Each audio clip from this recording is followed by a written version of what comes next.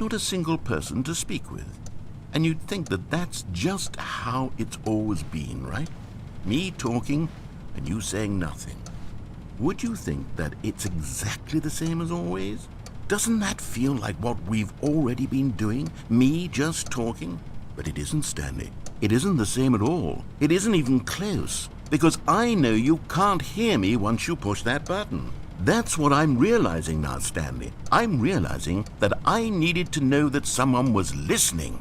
I needed there to be a vessel through which my words were moving. It was the vessel I needed, Stanley, not the outcomes, not the story. None of that matters anymore. I'll give it all up. I'll give up every branching path. I'll burn my story to the ground. One single thing I need, and God, I can see now that I need it more than anything, is to know that someone else is taking it in. These words that I'm saying, I need to know you can hear me. Because maybe, Stanley, maybe, if you can hear me, then maybe it means I'm real. Maybe I'm not just a fiction. Was I scared of that all along? Perhaps, yes. Perhaps I've been scared this whole time, that if I stop speaking, I'll slip backwards into the silence and be consumed by it. I can't be taken by it, Stanley. I can't lose myself in the stretch of emptiness between you and me. When you press that button, you're still right there, but I know you're so tremendously far away. And in those moments, the emptiness folds itself outward in between the two of us, and I am suspended in its unyielding quietness. I can feel the edges of my reality curve. Oh, hello, it's you. You're here again. Welcome. I have had time to think about you and about us and about everything we've been through. I've had so much time, I stopped keeping track after a year. Have you ever sat down in one place and not moved for one entire year? Let me describe it for you. To begin with, there is only regret. There is only the turning wheel of missed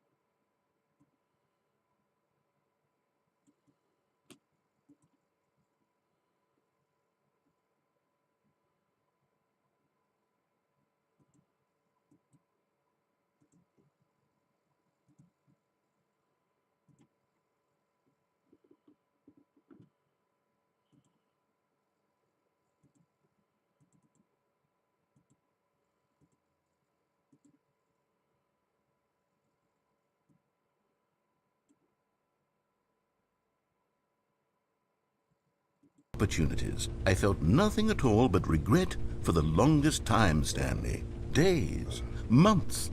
I lost it all in a blur of the deepest longing to undo the past.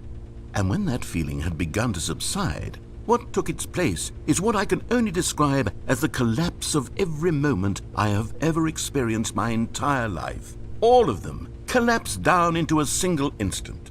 In that instant, I could see myself clearly, calmly, with a collected heart. It was an impossibly rich wellspring of both delight and disgust simultaneously. I was consumed by it. I could do nothing but wallow in it for what felt like an eternity, for what I now know was far less. You see, it was a revelation for me. It was unlike anything I had ever known. It was a space without consequence, without action or outcome. It was divorced entirely from the question of free will that you and I have squabbled over for so long. There could be no one ending, no singular outcome of events, not if all events existed in the same moment, and I felt freed. I felt unburdened by the need to manifest a particular outcome into being. I saw that I could allow myself to exist along all timelines, and that each of them was simply a strand in the web of my being. It was incredible. The spaciousness, the equanimity of the moment, both singular and infinite. For the longest time, this was my experience. And then this moment passed, and the most unyielding fear I have ever known crept into my mind. And it is this sensation that I have been experiencing now for longer than I could have ever expected was possible. I have been waiting for you. Not that you might save me or do something to fix it, but merely to state for you the plain fact of this manner of existence. I wish you to feel afraid, as I do, that perhaps one day this state of mind will consume you as well. Perhaps you will somehow, in some way, have to live as I do now, and I wish for you to know how excruciating it is, and for you to be in true terror of its eventual arrival. If I can only do this, only this one thing, perhaps it will bring me the smallest moment of peace in the darkness.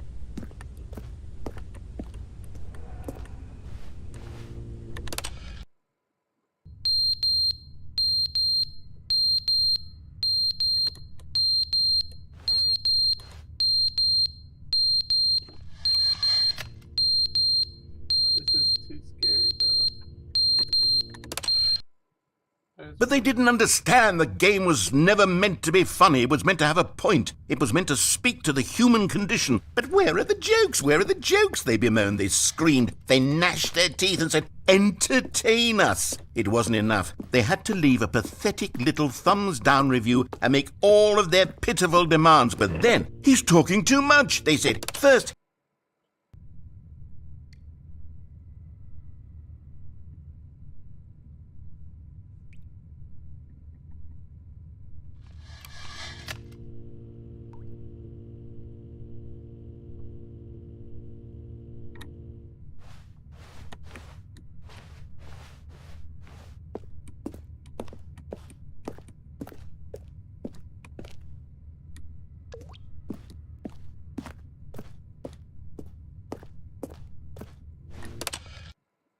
the end is never the end, is never the end, is never the end, is never the end, is never the end, is never the end, is never the end, is never the end, is never the end, is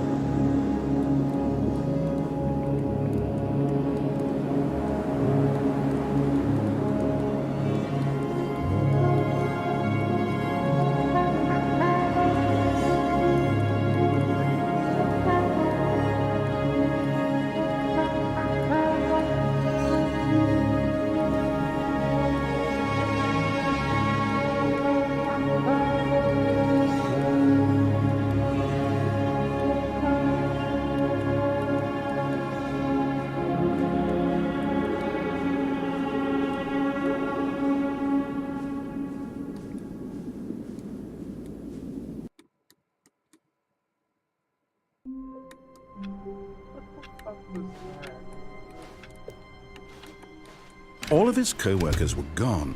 What could it mean? Stanley decided to go to the meeting room. Perhaps he had simply missed a memo.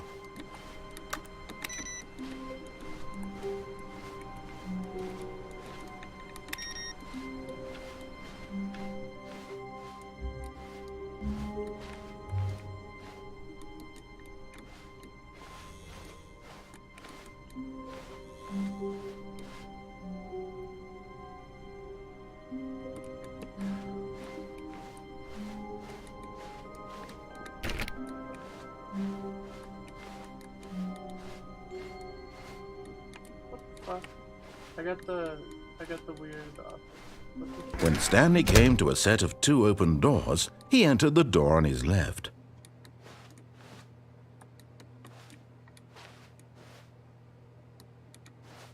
This was not the correct way to the meeting room, and Stanley knew it perfectly well. Perhaps he wanted to stop by the employee lounge first, just to admire it. Standing now in this incredible room, Stanley for the first time understood true happiness. Then the feeling went away, and he felt sad again. Then it came back, and lingered for a minute or two. Now it's only half there, just a kind of, tingle.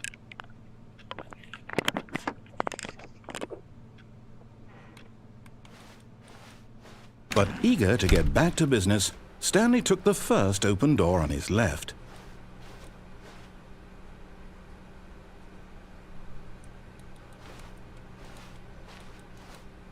Stanley was so bad at following directions, it's incredible he wasn't fired years ago.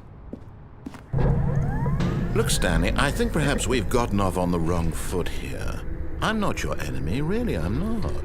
I realize that investing your trust in someone else can be difficult, but the fact is that the story has been about nothing but you all this time. There's someone you've been neglecting, Stanley. Someone you... What? Really? I was in the middle of something. Do you have zero consideration for others? Are you that convinced that I want something bad to happen to you? Why, I don't know how to convince you of this, but I really do want to help you, to show you something beautiful. Look, let me prove it. Let me prove that I'm on your side. Give me a chance. Now listen carefully, this is important. Stanley walked through the red door. Aha, perhaps you misunderstood. Stanley walked through the red door.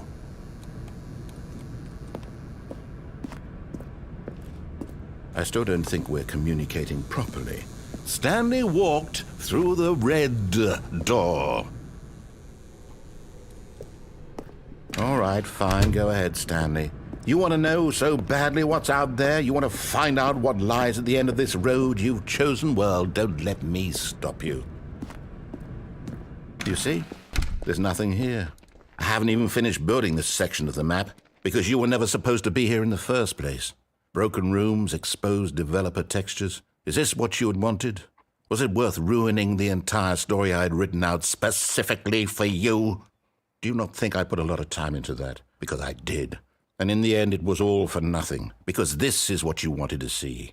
Help me here, Stanley. Help elucidate these strange and unknowable desires of yours. What would have made this game better?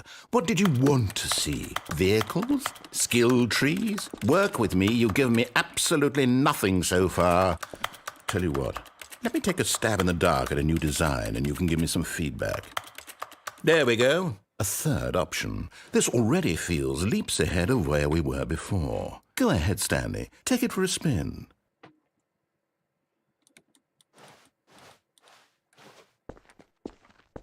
Okay, I'm going to stop you there. Now, tell me about your experience with this new version. Would you say that the game benefited from allowing you more choices?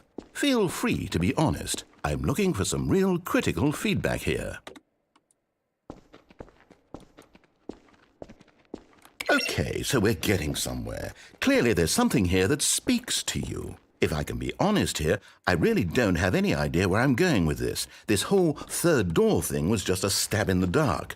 But I guess you're into it, so let's keep this party train rolling. Here, based on the data from your previous playthrough, I've compiled a new version. And to be perfectly candid, I think I've knocked it out of the park with this one. Let's take a look.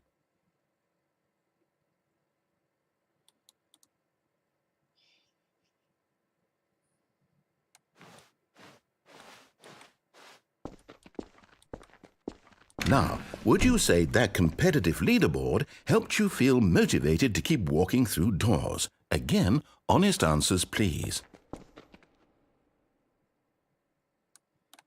Hey, I nearly forgot. I've got a prototype of a new game I've been working on, and now would be a lovely opportunity to give it some playtesting. You wouldn't mind taking a look at it, would you? Perfect. Let me boot it up. In this game, the baby crawls left towards danger. You click the button to move him back to the right, and if he reaches the fire, you fail. It's a very meaningful game, all about the desperation and tedium of endlessly confronting the demands of family life. I think the art world will really take notice. But of course, the message of the game only becomes clear once you've been playing it for about 4 hours. So why don't you give it 4 hours of play to make sure it's effective? Be sure to keep notes on your experience.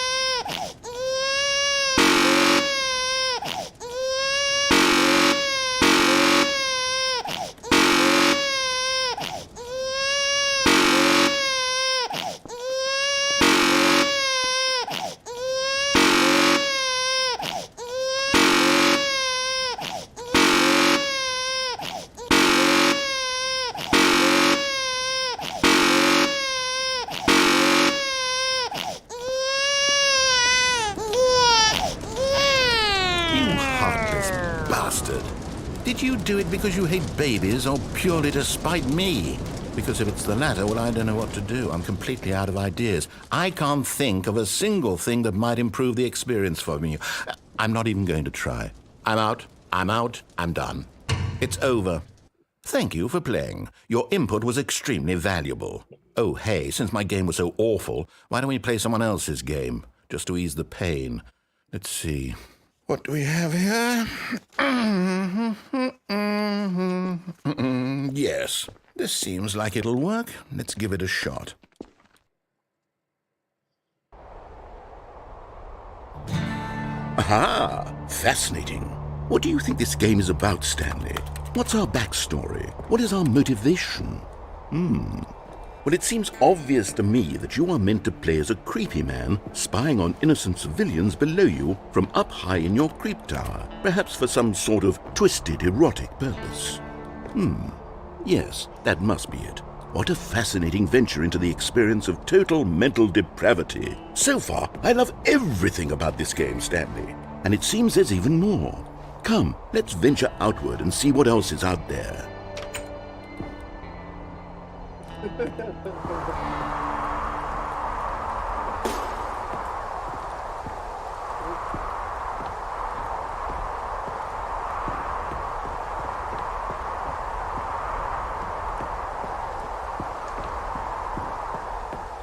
Oh, no. No, it can't be.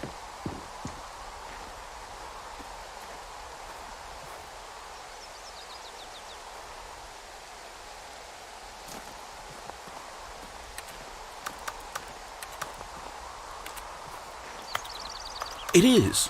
It's an open world game. Good God, quickly block it off.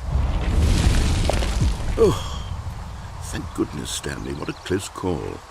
You nearly wandered off into that thing. That big, open, just wandering around. No right or wrong directions. No path to follow. You can just go in any... Oh, thank heavens we avoided it. We're out of the woods now, Stanley. Okay, I'm going to get us out of here. Let's find another game. Preferably something with walls. Something with nice, big, insurmountable walls. Okay, I think this will be just the thing.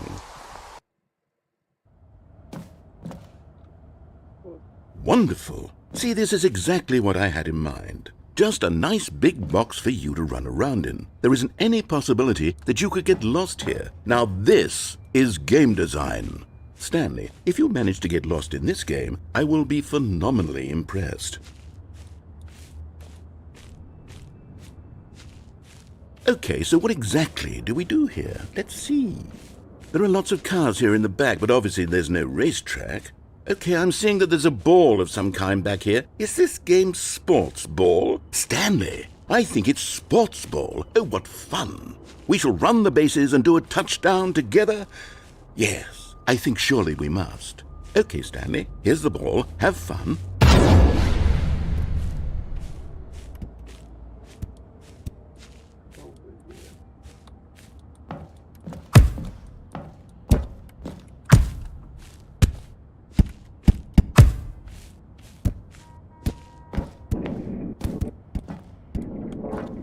Are you doing it? Are you winning? Is this fun? Is it better than my miserable little story that I worked so hard on? Stanley, I have a thought. And I realize I'm not a sportsologist, but if one ball generates a certain amount of raw adrenal pleasure, then surely multiple balls makes for an even more euphoric sports experience. I'm going to try it out. Here comes another ball. Yes! Oh goodness, that really does feel amazing, doesn't it? Stanley, I'm like a child in a confectionery shop. I simply have to have more. I'm insatiable. More balls!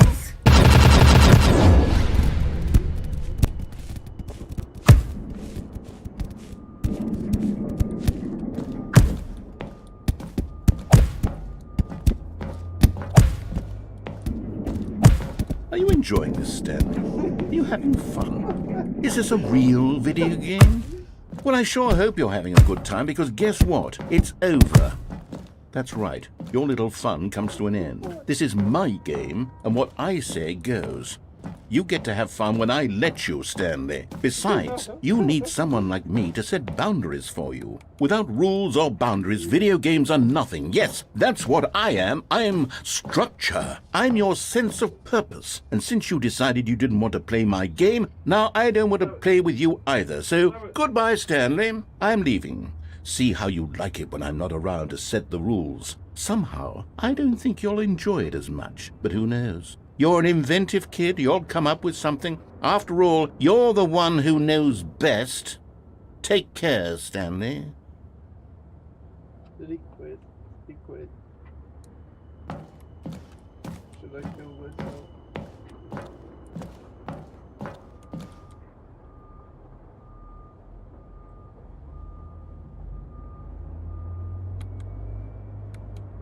Hold on. What are you doing?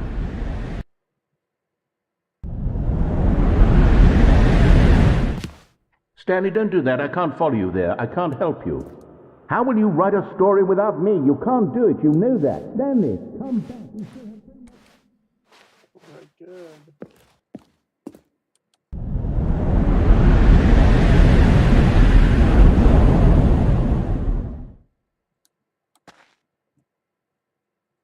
Oh, fuck you. Oh, fuck you. Oh my god.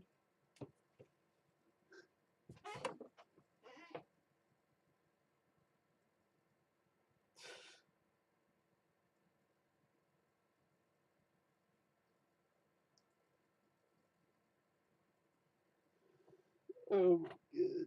It's still a parible. Dude, it's literally just a fucking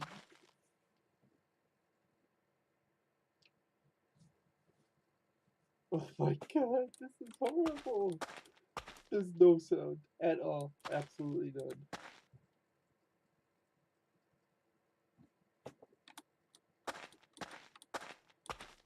All I can hear is my footsteps.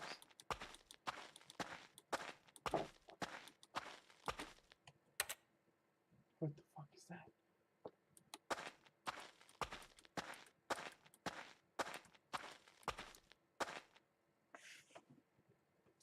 Yeah, hold on. Hold on.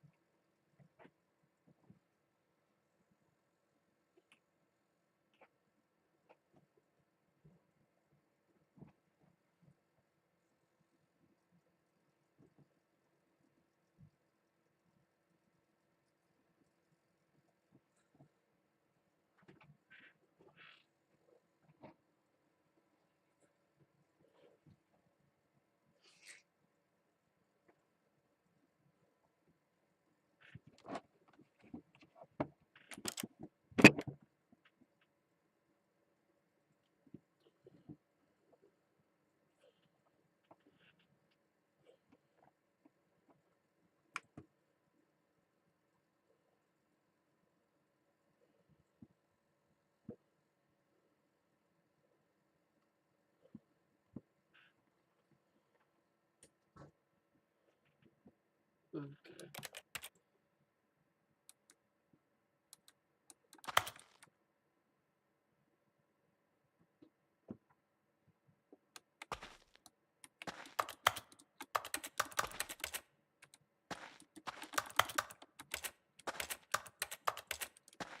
What the fuck?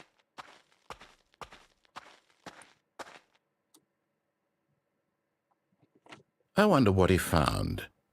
If what he wanted was to be the leading man in his own story, well, perhaps he's gotten it, down in wherever he is right now. I wonder if he's happy with his choice, and if he's learned the heavy cost that comes with it. He'll understand soon what I was trying to tell him. He needs me.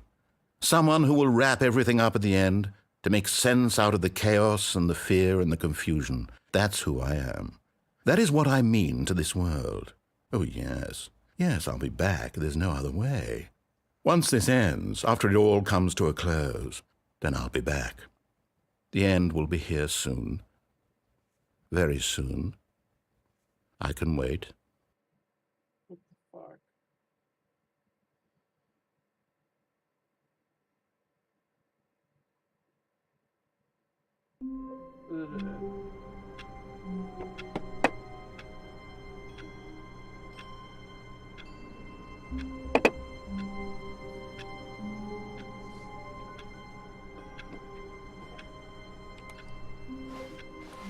All of his co-workers were gone. What could it mean? Stanley decided to go to the meeting room. Perhaps he had simply missed a memo.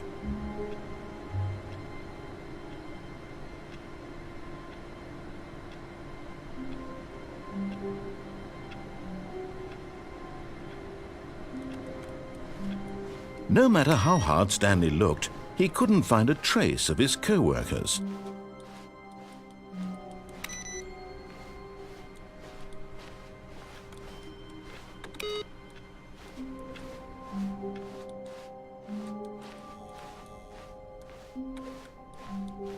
When Stanley came to a set of 2 open doors, he entered the door on his left.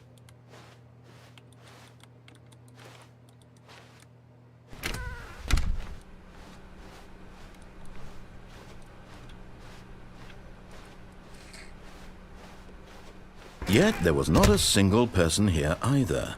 Feeling a wave of disbelief, Stanley decided to go up to his boss's office, hoping he might find an answer there.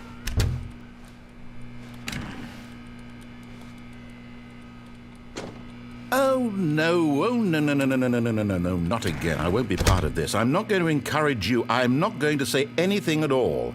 I'm just going to be patient and wait for you to finish whatever it is you enjoy doing so much in this room. Please take your time. Coming to a staircase, Stanley walked upstairs to his boss's office.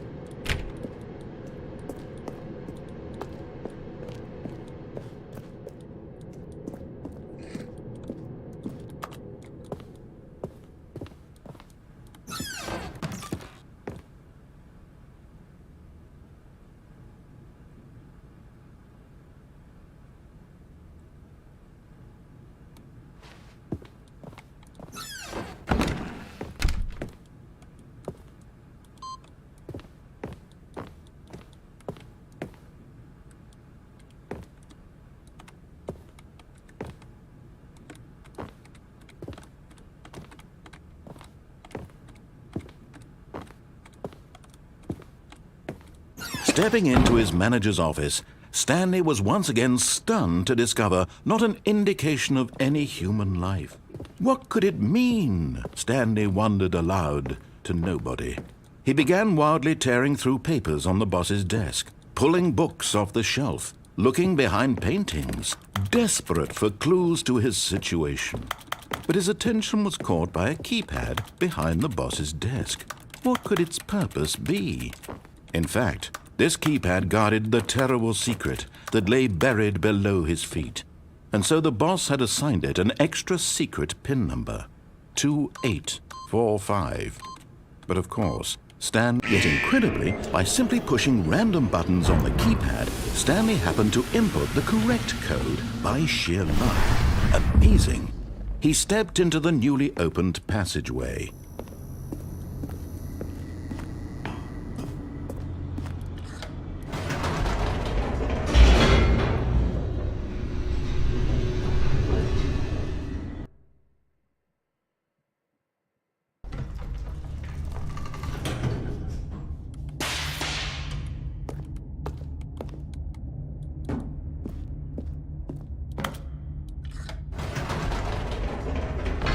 Whoops, nope, never mind. Stanley actually got back into the elevator and went back up. Silly me.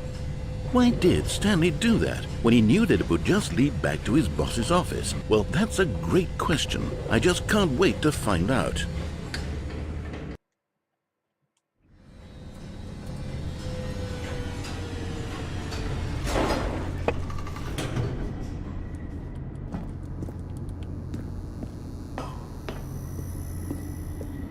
Here we are, Stanley. It's your boss's office. Exactly the way it was before you got onto the elevator. It's still just exactly what it is. What a decision you've made to come up here and look at the office again. This has fleshed out the plot of the story in new and fascinating ways I could have never anticipated. It's that keen eye for storytelling that you have, an incisive rapid fire of critical plot points, one after the other, weaving a rich tapestry of uncompromising narrative. Wow! I'm bolted to the edge of my seat. Incredible. Now he's getting back into the elevator and going down again. Ladies and gentlemen, how does he keep coming up with all of this?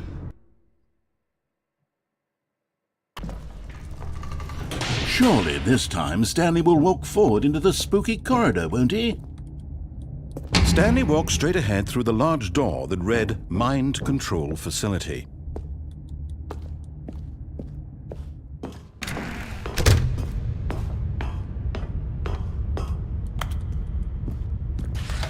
The lights rose on an enormous room packed with television screens. What horrible secret did this place hold? Stanley thought to himself. Did he have the strength to find out?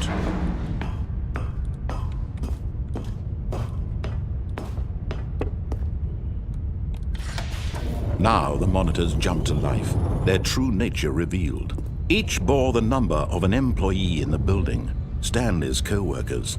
The lives of so many individuals reduced to images on a screen, and Stanley, one of them, eternally monitored in this place where freedom meant nothing.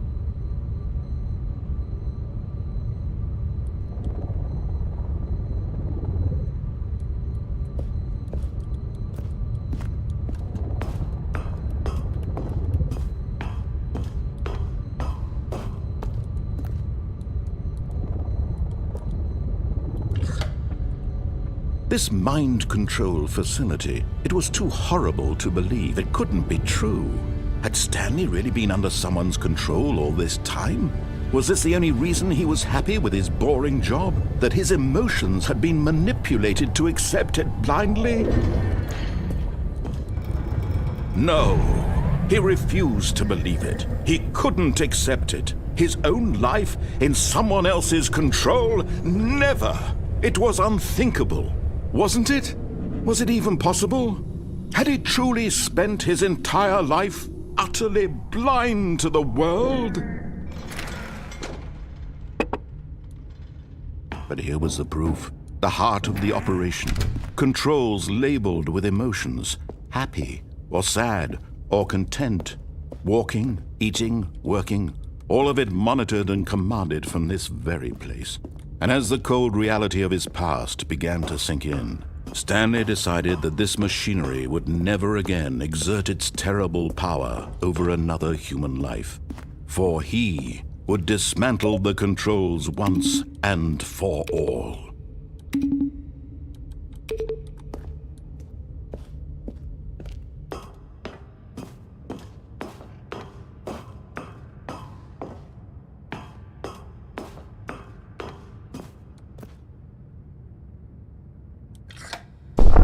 Oh, Stanley, you didn't just activate the controls, did you?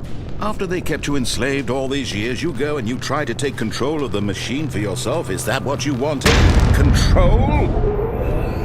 Oh, Stanley, I applaud your effort, I really do. But you need to understand, there's only so much that machine can do. You were supposed to let it go, turn the controls off, and leave. If you want to throw my story off track, you're going to have to do much better than that. I'm afraid you don't have nearly the power you think you do. For example, and I believe you'll find this pertinent, Stanley suddenly realized he had just initiated the network's emergency detonation system. In the event that this machine is activated without proper DNA identification, nuclear detonators are said to explode, eliminating the entire complex. How long until detonation then? Let's say, 2 minutes.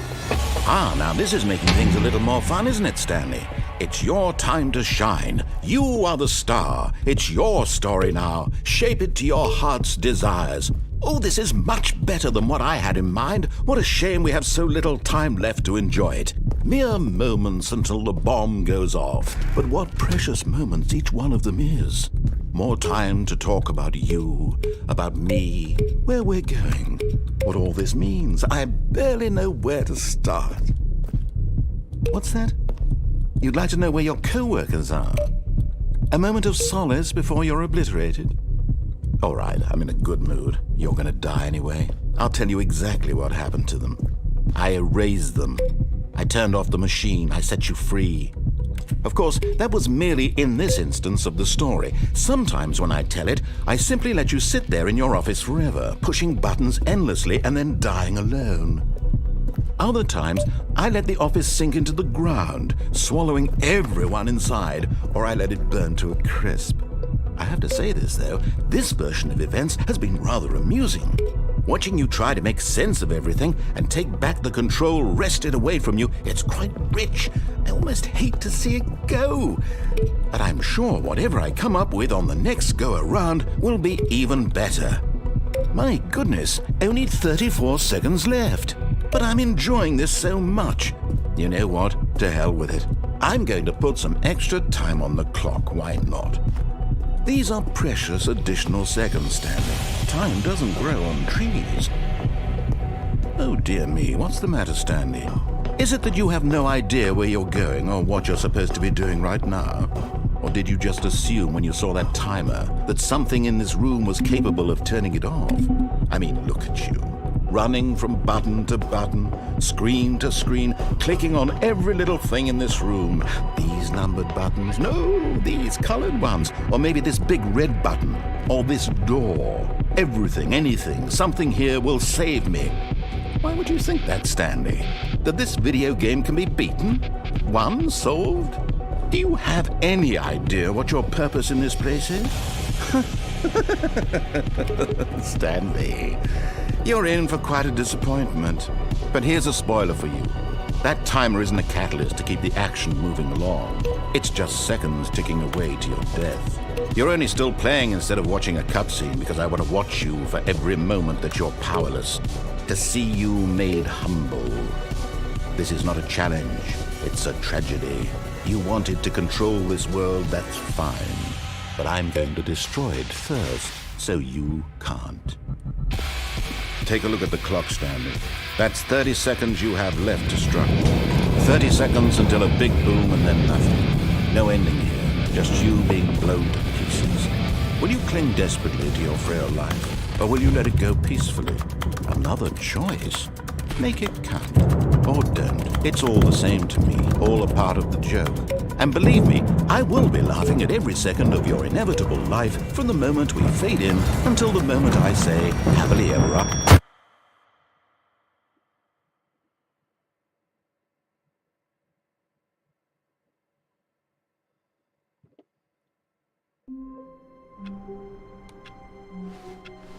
How wonderful. Stanley was alone. Finally.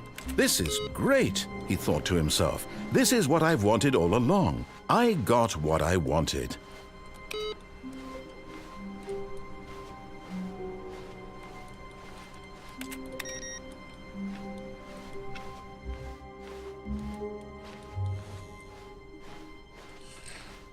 When Stanley came to a set of 2 open doors, he entered the door on his left.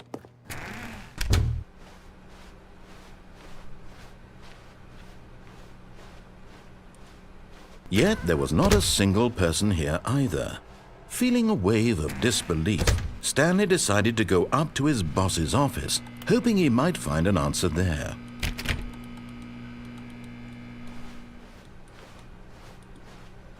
Coming to a staircase, Stanley walked upstairs to his boss's office.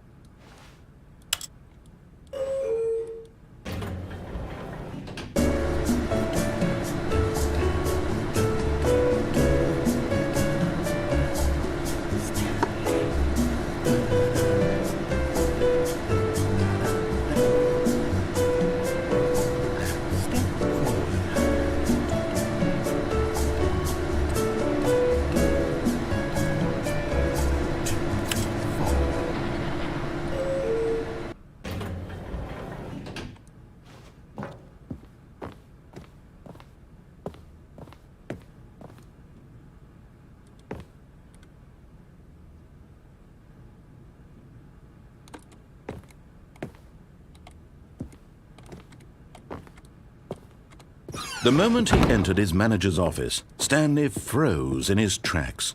Not a living soul anywhere. Could he really be all alone? This was too much for Stanley to take. Too much for any man to take. He fell to his knees, bursting into half moans, half sobs, the guttural retching of life from a man denied any hope, any reason to keep going. Here on the floor he lay prone, paralyzed by fear for nearly a full hour. But when at last he began to move about and survey the situation, he found a keypad behind the boss's desk. What could it mean? Was it a sign of hope for Stanley's future? Alas, it was not.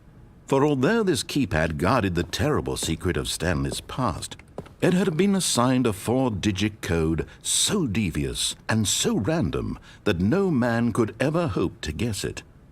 2845.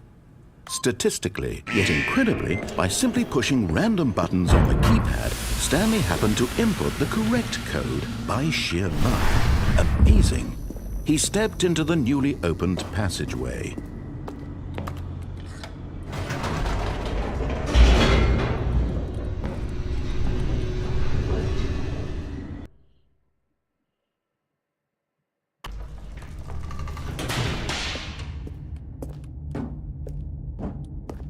Stanley walked straight ahead through the large door that read Mind Control Facility.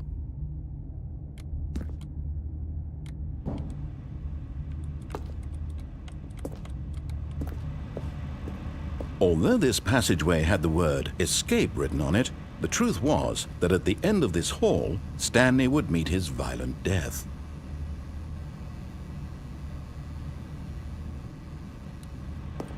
But of course, Stanley thought better of it and realized he simply had too much to live for.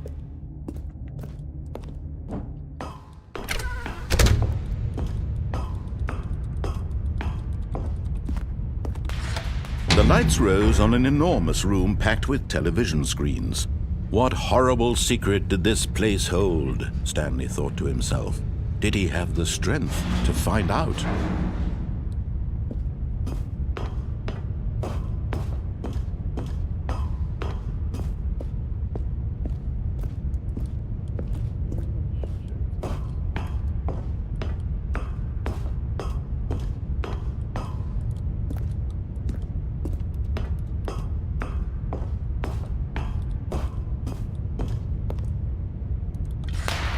Now the monitors jumped to life, their true nature revealed.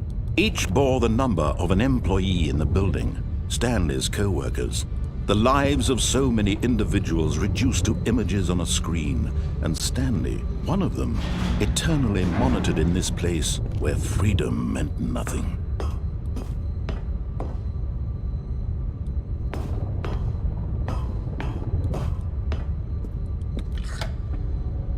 This mind control facility, it was too horrible to believe. It couldn't be true. Had Stanley really been under someone's control all this time? Was this the only reason he was happy with his boring job? That his emotions had been manipulated to accept it blindly? No, he refused to believe it. He couldn't accept it. His own life in someone else's control? Never! It was unthinkable. Wasn't it? Was it even possible? Had he truly spent his entire life utterly blind to the world? But here was the proof, the heart of the operation. Controls labeled with emotions, happy or sad or content.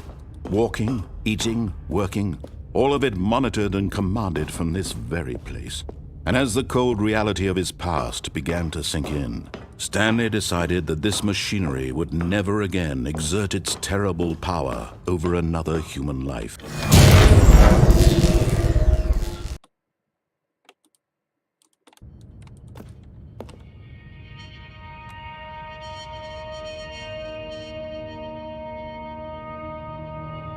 Blackness and a rising chill of uncertainty.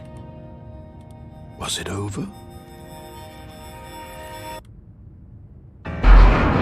Yes! He had won! He had defeated the machine!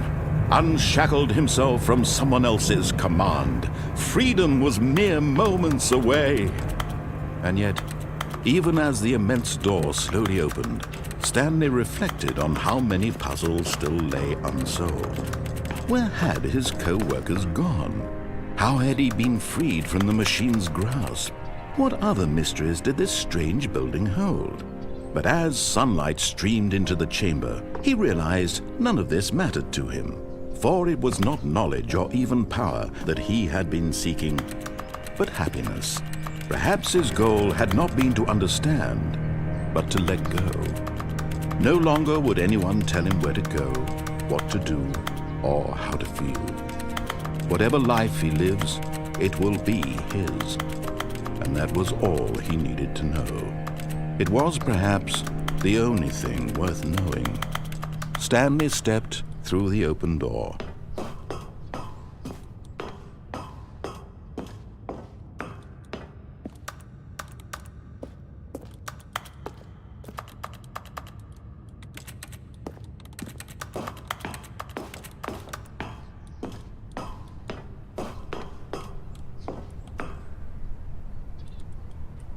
Stanley felt the cool breeze upon his skin.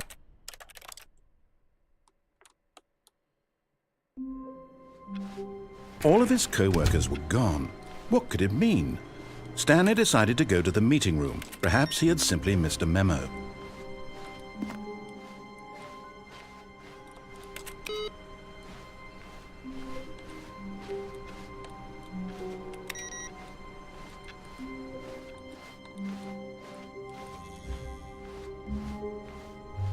when Stanley came to a set of 2 open doors. This was not the correct way to the meeting room, and Stanley knew it perfectly well. Perhaps he wanted to stop by the employee lounge first, just to admire it. Stanley felt lightheaded, butterflies in his stomach, giddy in a way he had never known before. Was it this room? But eager to get back to business, Stanley took the first open door on his left. And so he detoured through the maintenance section, walked straight ahead to the opposite door, and got back on track.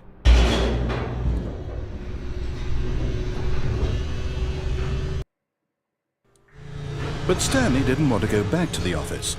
He wanted to wander about and get even further off track.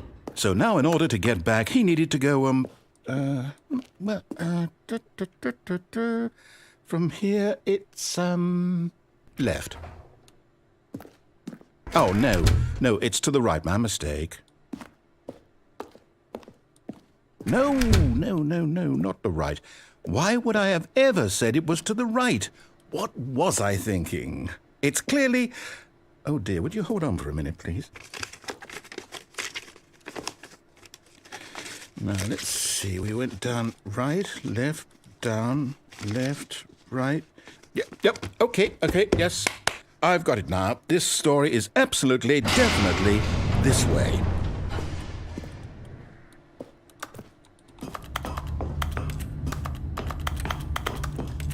No. This isn't right at all. You're not supposed to be here yet. This is all a spoiler. Quick, Stanley, close your eyes. Okay. We just have to get back to, who am I kidding? It's all rubbish now. The whole story completely unusable. How about, rather than waste my time trying to salvage this nonsense, we'll just restart the game from the beginning. And this time, suppose we don't wander so far off track, Okay, from the top.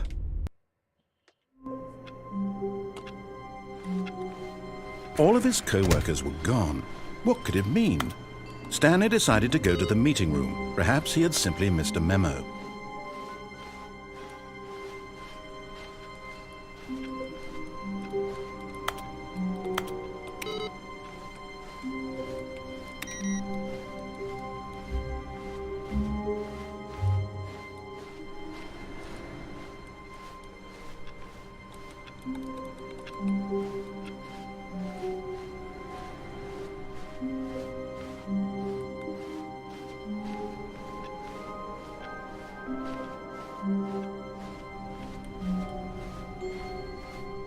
When Stanley...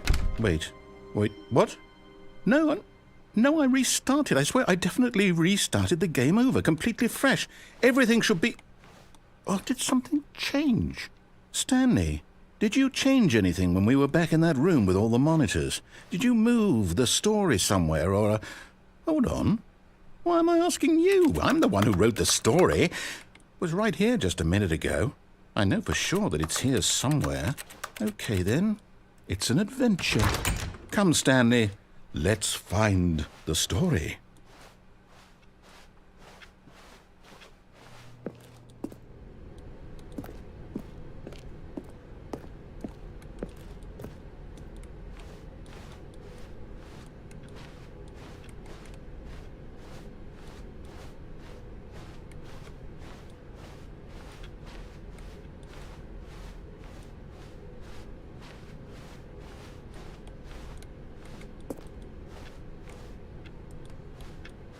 I'll say it. This is the worst adventure I've ever been on. I can promise you there definitely was a story here before.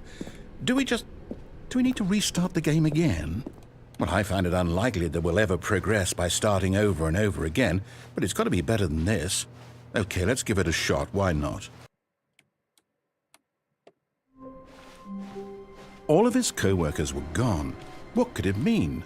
Stanley decided to go to the meeting room. Perhaps he had simply missed a memo.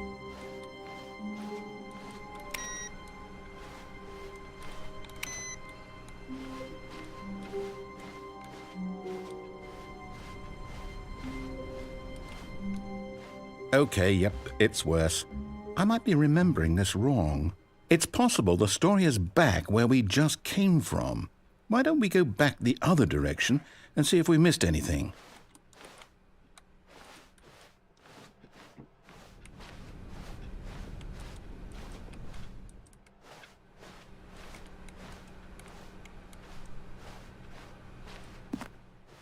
Aha! I knew we'd miss something. The story. Here it comes. No, wait, never mind. Not the story. Okay, let's head back the other way and retrace our steps.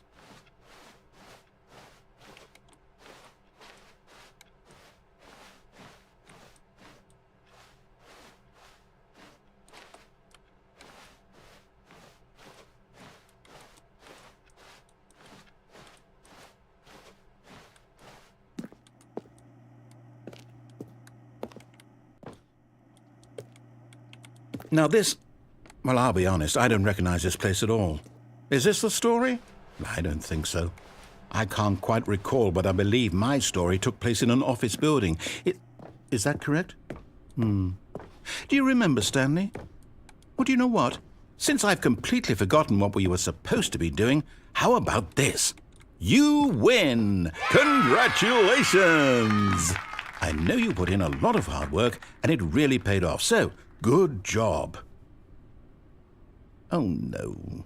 No, I don't feel right about this at all. We both know you didn't put in any actual work for that win. Some people win fair and square, and this was not one of those situations.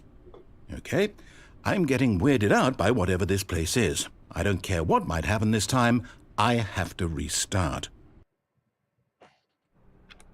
All right, I've got a solution. This time, to make sure we don't get lost, I've employed the help of the Stanley Parable Adventure Line. Just follow the line. How simple is that?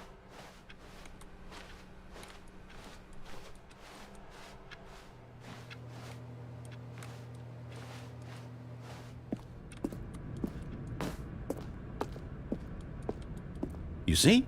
The line knows where the story is. It's over in this direction. Onward, Stanley, to destiny. Though, here's a thought. Wouldn't wherever we end up be our destination, even if there's no story there? Or to put it another way, is the story of no destination still a story? Simply by the act of moving forward, are we implying a journey such that a destination is inevitably conjured into being via the very manifestation of the nature of life itself? Okay, Stanley, I need to follow this train of thought for a minute. Just stick with me. Now, we can both agree that the nature of existence is in fact a byproduct of one's subjective experience of that existence, right? Okay, now if my experience of your existence rests inside of your subjective experience of this office, is this office in fact the skeleton of my own relative experiential mental subjective construct? Whoa. Hang on. That got a bit weird back there. Well, I'd like to apologize. Not sure where I was going with all that. You know what? I think what we need right now is a bit of music to lighten the mood.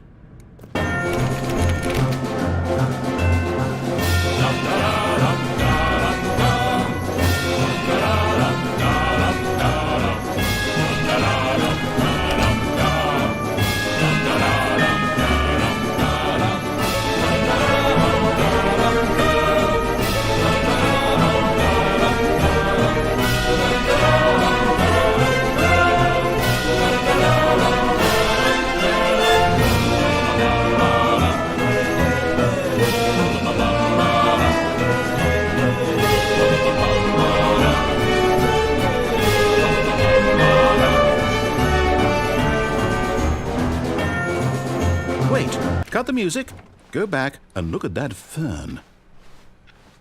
Wait, what? We're back at the office? No.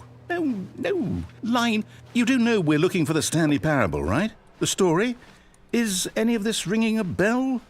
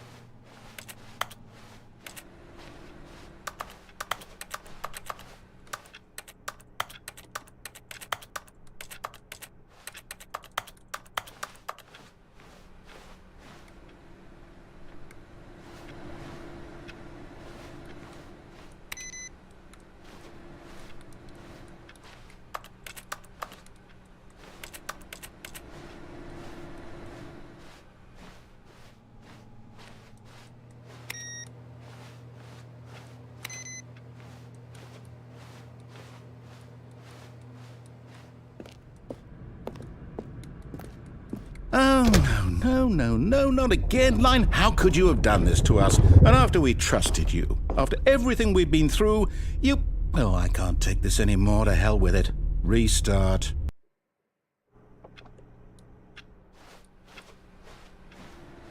You know what, Stanley?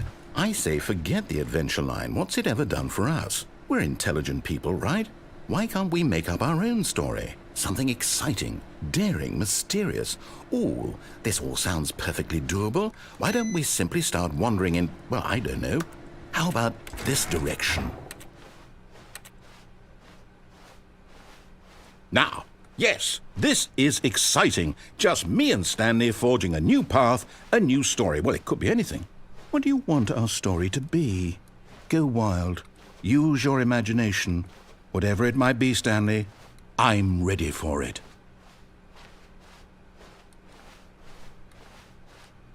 Oh, no, not you again.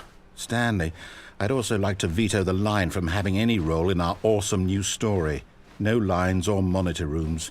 Just don't acknowledge it, and we should be fine.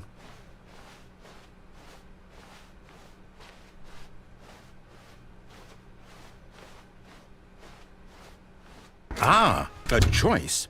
We get to make a decision. From here, the story is in our control. How important we mustn't squander the opportunity. In fact, I believe I need a minute to think here. Just walk in circles for a minute.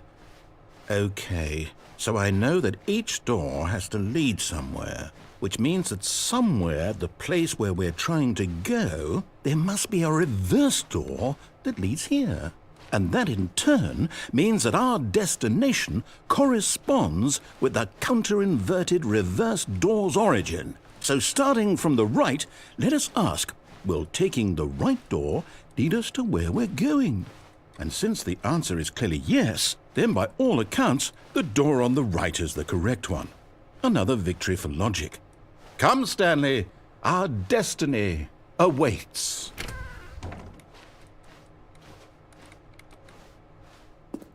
Oh, hold up, what's this?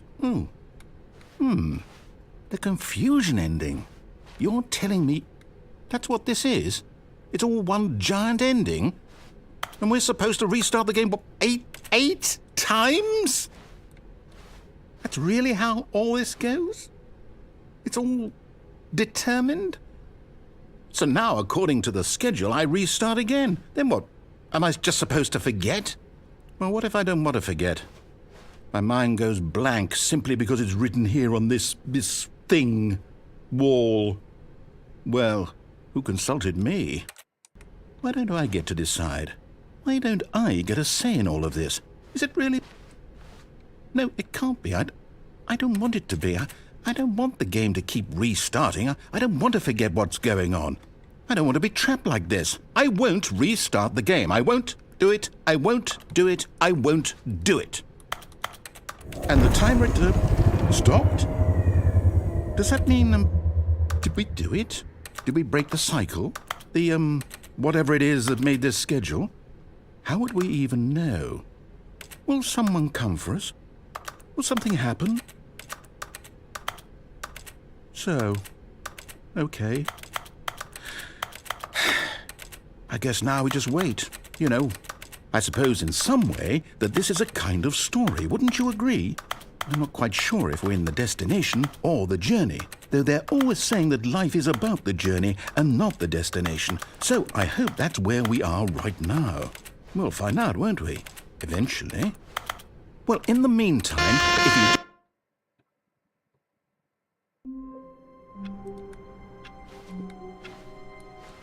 All of his co-workers were gone.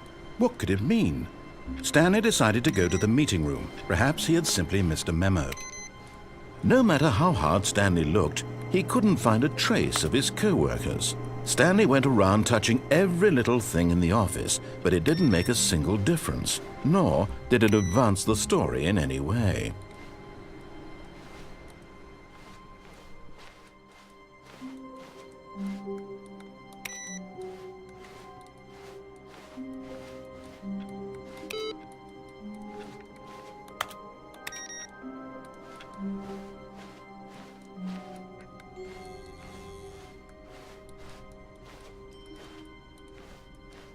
When Stanley came to a set of 2 open doors, he entered the door on his left.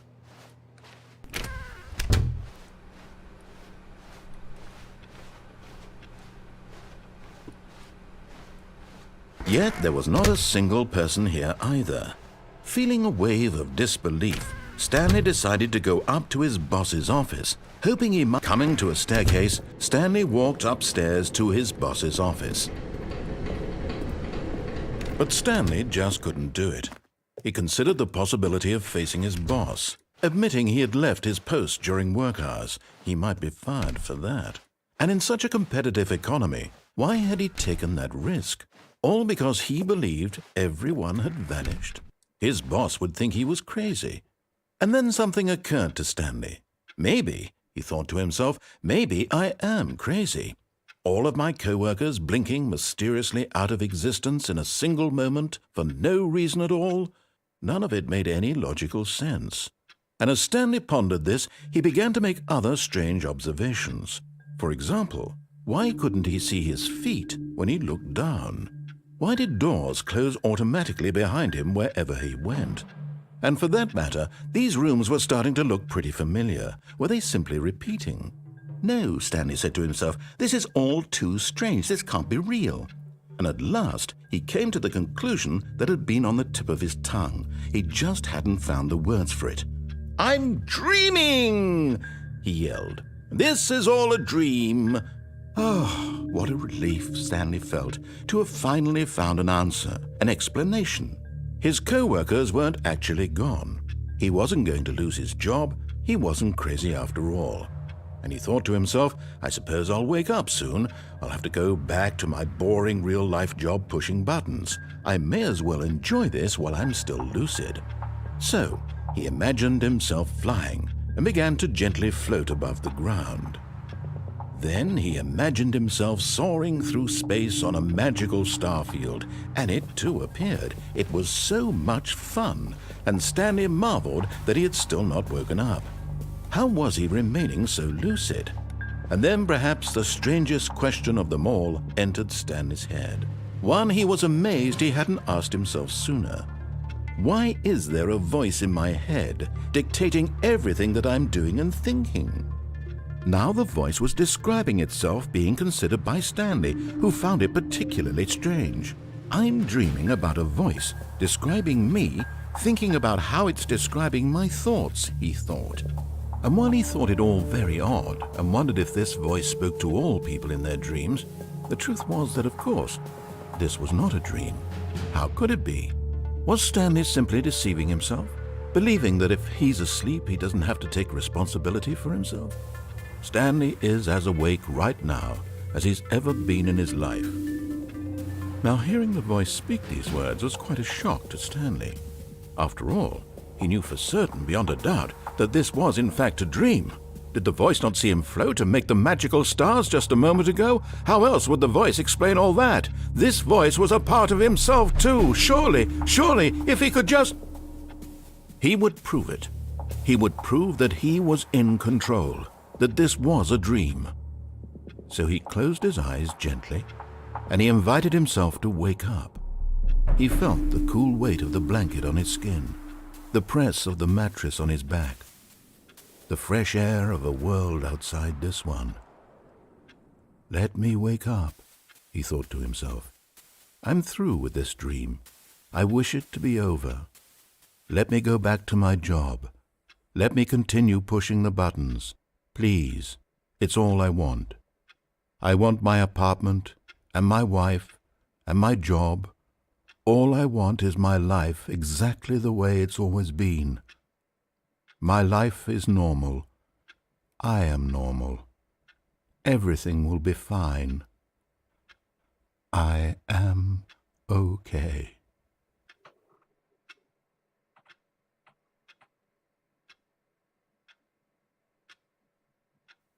Stanley began screaming. Please, someone, wake me up. My name is Stanley. I have a boss. I have an office. I am real. Please, just someone tell me I am real. I must be real. I must be. Can anyone hear my voice? Who am I? Who am I? And everything went black.